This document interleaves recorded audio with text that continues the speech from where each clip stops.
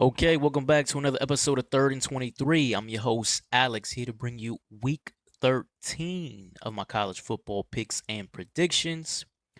As you see in the top left, we are now 23 and 19 on the season. I only did 3 games last week. I definitely left some food out there on some games I should have did but did not.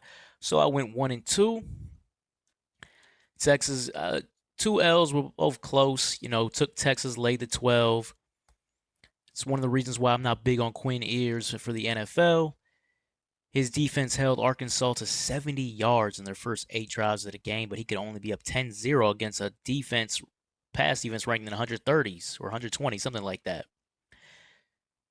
They ended up winning 20-10. Sarkisian had a chance to cover there late in the game. He could have kicked a late field goal, but he decided to run out the clock.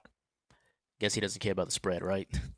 And then, of course, we took Tennessee with the plus 9.5.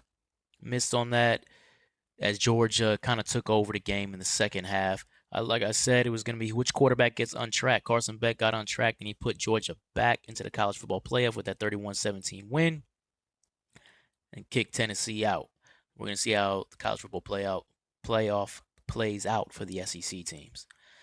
So anyway, in this video, I've got 2 games on tap for you. I'm going to start this week off doing 2 Big Ten games in this video. I'll also have SEC games later on this week, but these are the only 2 conferences I'm going to do this week. Disclaimer, or just let it be known now, I do not have the Ohio State-Indiana game on this video. If I do that game, it'll be later in the week, and that's if the spread comes down. But anyways, going into this game, we got Northwestern visiting Michigan. Michigan is a 10-point favorite. This opened at Michigan as a 12-point favorite, so people are on Northwestern. So when I look at this, I look at the line movement. I say, damn, people are on Northwestern to go from 12 to 10. Why is that? And one of the reasons is because people aren't big on Michigan, right? People think Michigan stinks, essentially. And I just don't believe that. When I look at this game, I see 2 things. I see, one, Northwestern is a bad football team. That is a very bad football team. I'm going to get into more of that in a minute. And Michigan is still strong in some aspects of their game, but they're so weak at quarterback, it makes them look worse than what they really are. So we look at Michigan in their last 3 games. They win the rivalry game against Michigan State. They lose to Oregon 38-17 in a game that was a little more competitive than that score leads you to believe. And then Indiana, undefeated team in the college football playoff. They lost that game 20-15, a game Michigan dominated the entire second half. And quite honestly, if it wasn't for a goofball Davis Warren fumble in the red zone, Michigan might have won this game. So to me, I look at this, and Michigan has some losses to what?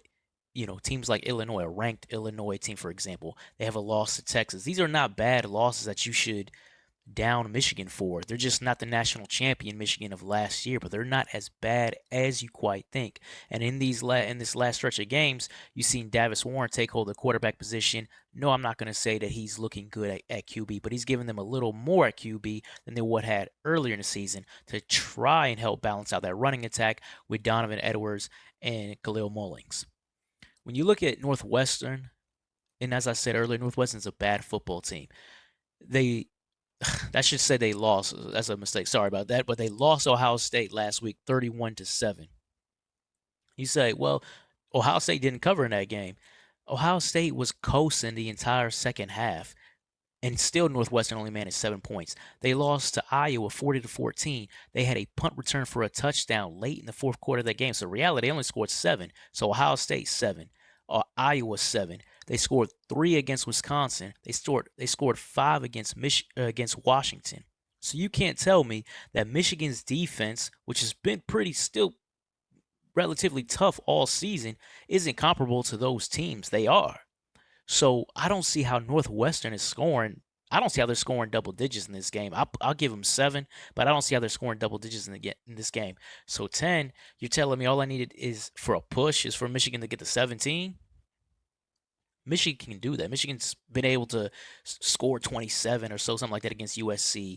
Similar output against who was it, Illinois or along those teams along those lines. So they've been able to put up points decently against teams that are better than Northwestern. So I don't see how they can only score 17 against Northwestern. So I'm going with this running back tandem that is better than what Northwestern has has on their roster. I'm going with Davis Warren giving some kind of balance to be able to move the ball throughout the game, and the Michigan defense to absolutely swamp this Northwestern offense. 130th in yards per attempt, 105th rushing average.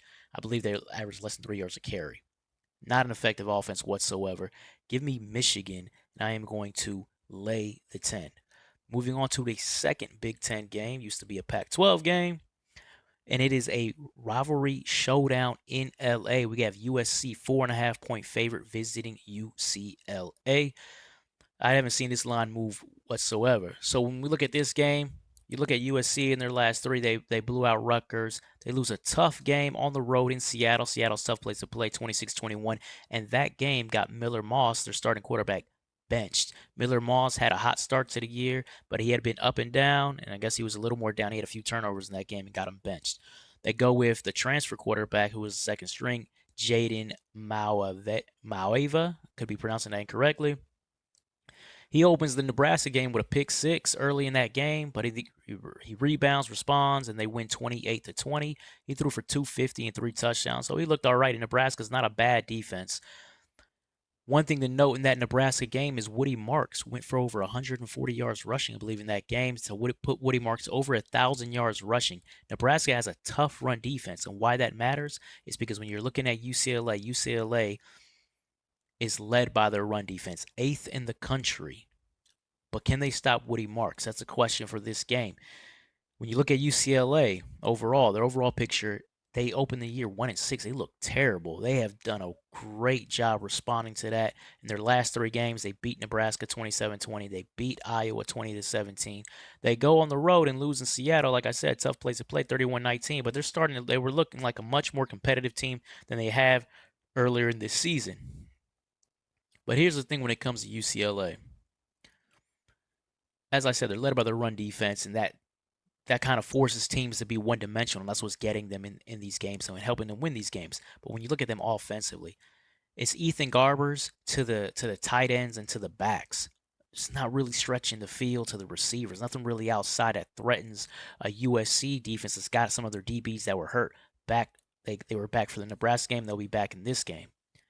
So now you say, well, what about the running game? Maybe UCLA has them balanced. UCLA is one of the worst rush teams in the country, and they're in the 130s, as they really just don't run the ball. And I think guys like TJ Hart and Keegan Jones, I think they have good running backs on their team, but for whatever reason, the run scheme doesn't work out there. So this team is as one-dimensional as it gets offensively, and it's just passes out to the flat, passes out to the tight end. Against a USC team with Jaden Mauava and Woody Marks, giving him that balance, man, USC is going to move the ball in this game. UCLA is 103rd in pass defense. They're going to give up some yardage, some chunk yards, and some touchdowns in this game to USC. Can UCLA keep pace with those offensive limitations against a USC team that is better than what you think defensively? I don't think so. I like USC to go in to the Rose Bowl and win this game by probably around 14 points. So I'm going to lay the 4.5. So then that wraps up my Big Ten videos. So like I said, I may do the Indiana-Nebraska game or Indiana-Ohio State game that opened at Ohio State as an 11-point favorite. I liked it. I thought I should have did the video yesterday. This has already shot up to 13. I don't really like games when they shoot up, and I missed I missed my opening essentially. I missed my window to do a game like that because I'm taking Ohio State. So we'll see if that spread comes back down, and then maybe I'll do a video on that later this week. But anyway, if you like the content, please like, comment, and subscribe. As you're going to see my YouTube handle here in a few seconds. Take care.